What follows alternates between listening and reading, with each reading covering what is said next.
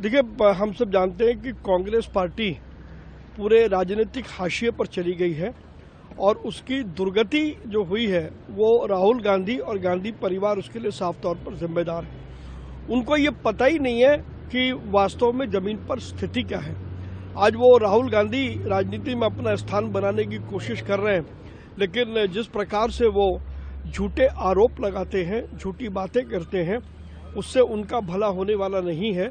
वो कुछ भी कहें, पूरा देश जानता है कि 10 वर्षों में प्रधानमंत्री नरेंद्र मोदी की सरकार ने देश में परिवर्तन का एक नया युग शुरू किया है और ये चक्र अब रुकने वाला नहीं है। लेकिन सबसे बड़ा सवाल ये है, लोकसभा में हमने देखा कि कॉन्स्टिट्यूशन की बात की, दलितों पिछड़ों की उन्होंने बात की और कास्ट सेंसस की बात की, उसका इम्पैक्ट कहीं ना कहीं बीजेपी को पड़ा था। क्या इस बार भी ऐसा हो सकता है? देखिए, वो किस संविधान की बात कर रहे हैं? वो जो संविधान कांग्रेस सरकार ने पिछले 60-70 साल में 100 बार तोड़ा मरोड़ा, उस संविधान की बात करते हैं। राहुल गांधी के मुंह से या कांग्रेस के किसी व्यक्ति के मुंह से संविधान की बात अच्छी नहीं लगती है।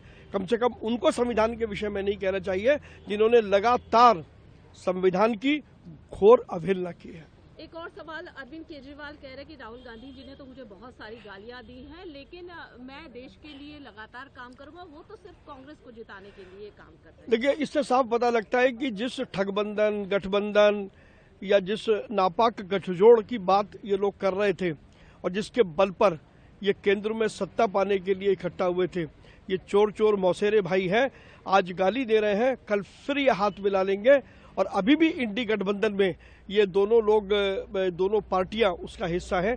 ये कैसा गठबंधन है, ये कैसी मित्रता है जहां पर अपना राजनीतिक स्वार्थ हो तो आप गले में हाथ डाल करके घूमें और जब आपके राजनीतिक स्वार्थ सिद्ध ना हो तो एक दूसरे को गाली दे। जनता बहुत ध्यान से राहुल गांधी को और अरविंद केजरीवाल को देख रही है। देखिए, राहुल गांधी जी 10 साल से दिल्ली में खाता नहीं खुलवा पाए, एक सीट इनकी आती नहीं। इस दफा भी इनका खाता नहीं खुलने वाला। फ्रस्ट्रेटेड है। नरेंद्र मोदी जी से सीख के गाली देने का काम उन्होंने भी शुरू कर दिया। पूरी बीजेपी अपना एजेंडा नहीं बताती, केवल अरविंद केजरीवाल जी को गालियां देती है। देखिए, हम सब जानते हैं कि कांग्रेस पार्टी पूरे राजनीतिक हाशिए पर चली गई है और उसकी दुर्गति जो हुई है वो राहुल गांधी और गांधी परिवार उसके लिए साफ तौर पर जिम्मेदार है। उनको ये पता ही नहीं है कि वास्तव में जमीन पर स्थिति क्या है। आज वो राहुल गांधी राजनीति में अपना स्थान बनाने की कोशिश कर रहे हैं, लेकिन जिस प्रकार से वो झूठे आरोप लगाते हैं, झूठी बातें करते हैं, उससे उनका भला होने वाला नहीं है।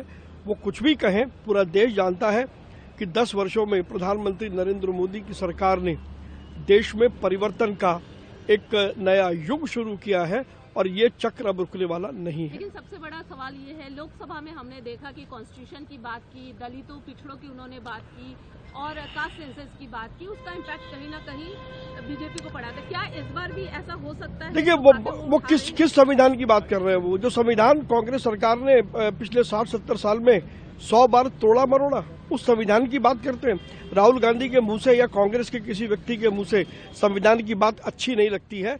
कम से कम उनको संविधान के विषय में नहीं कहना चाहिए जिन्होंने लगातार संविधान की घोर अवहेलना की है।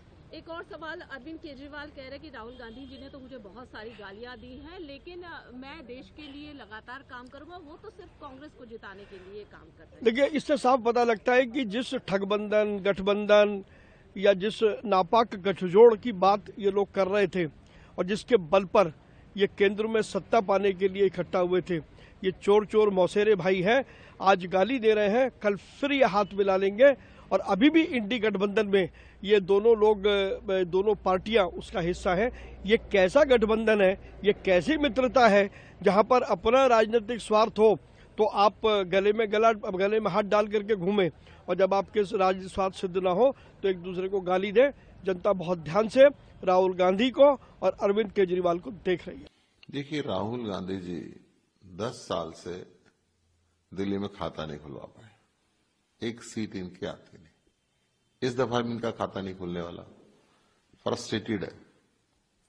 नरेंद्र मोदी जी से सीख के गाली देने का काम उन्होंने भी शुरू कर दिया। पूरी बीजेपी अपना एजेंडा नहीं बताती, केवल अरविंद केजरीवाल जी को गालियां देती है।